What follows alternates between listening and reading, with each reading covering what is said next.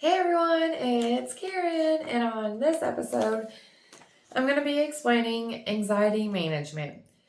Focus on coping strategies and meditation for anxiety.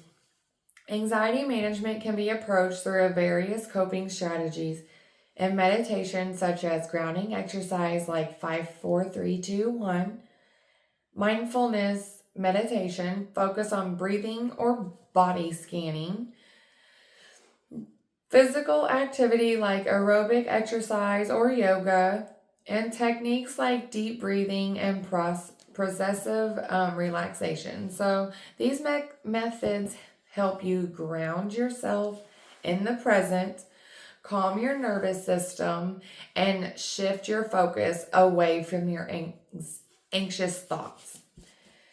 So I'm going to break down each coping mechanism that I had just explained, like the grounding, mindfulness, meditation, physical activities, stuff like that. So the first one, grounding techniques, the 5-4-3-2-1 method, is you identify 5 things you can see, 4 things you can touch, 3 things you can hear, 2 things you can smell, and 1 thing you can taste. This is very, very, very, very helpful. It's so, well, for me anyways, because I'm going to give you all a little background if you're all just now tuning in into my episodes.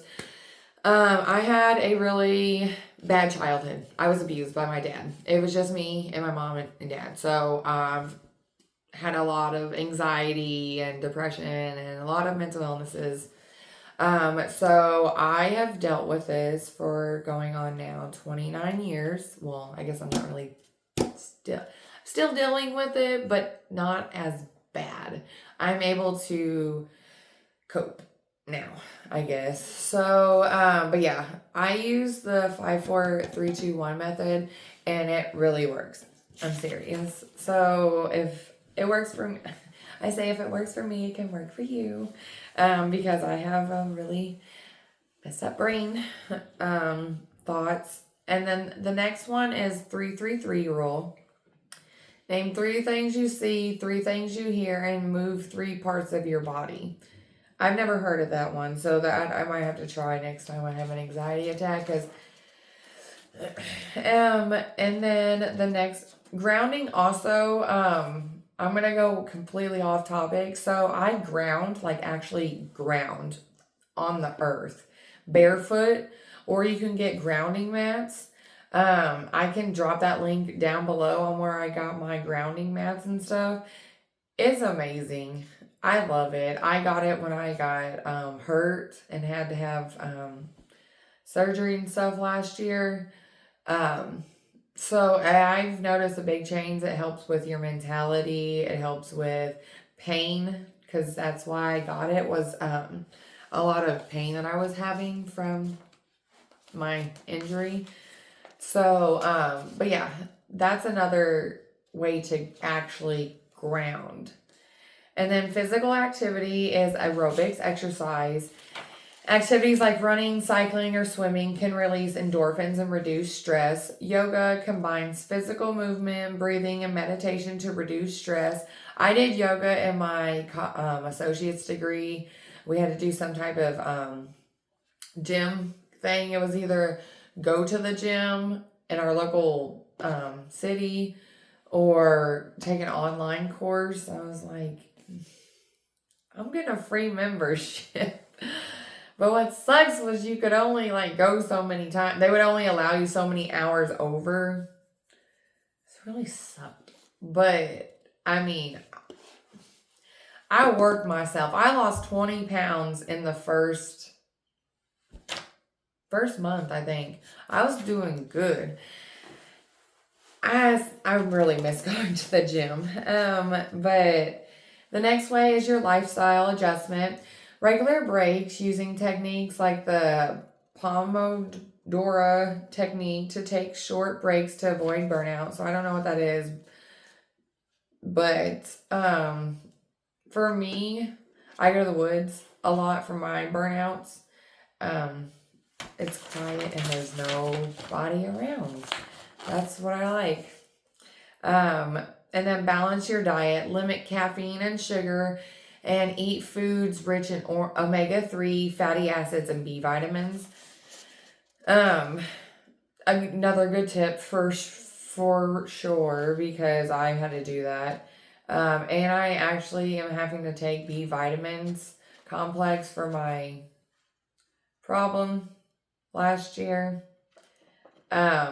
So I can tell a huge difference with taking B vitamin complex. And then good sleeping hygiene. Ensure you get enough rest, as lack of sleep can worsen anxiety. I sleep 8 hours a day and I still got anxiety, so I don't know. I blame it on never getting to sleep as a child. So, and then lastly is meditation techniques, mindful breathing. Focus on the sensation of your breathing as you inhale and exhale, noticing how your body feels where its stress is held. So mine's in my neck a lot and shoulders. I've heard a lot of people say the same thing. It's their back for them. I don't have back problems. I got neck problems because, yeah, it's got to hold all this knowledge up. No, but that's one way you really need to focus is pay attention to your body. It will tell you when you're done. You tap out, just tap out the day before it, because I get past burnouts. Yeah, so it's not good. And then process relaxation, consistently tense and then relax different muscle groups in your body to achieve a state of physical calm. And then loving, kindly meditations. Cultivate findings of compassion and love towards yourself and others. I don't know any help for that, so you do let me know. Help, because I don't. And then, well, for myself anyways, I can do other people, but I can't love myself that well. And then lastly is visualization.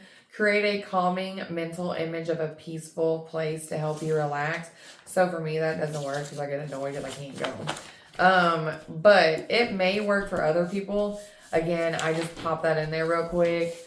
I didn't base everything off of my whole entire life. I just based off of what research I had found. And then I pop in a little bit of my life when I read something. So, but yeah, that's just a little bit on how to manage your anxiety. So thank you for joining, and I hope that you learned something. Hope you have a good rest of your day. Bye.